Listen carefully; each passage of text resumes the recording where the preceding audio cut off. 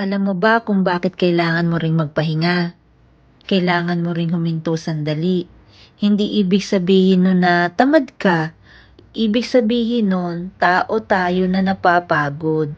Hindi puro grind, hindi puro hustle. Dahil minsan kapag push lang ng push, tuloy-tuloy ang laban, nakakalimutan na natin ang ating sarili at huminga.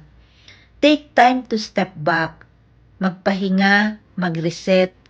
Dahil ang paghinto, hindi ibig sabihin nun na tumatalikod ka na sa iyong mga pangarap, kundi paghahanda para mas malayo pa ang marating mo.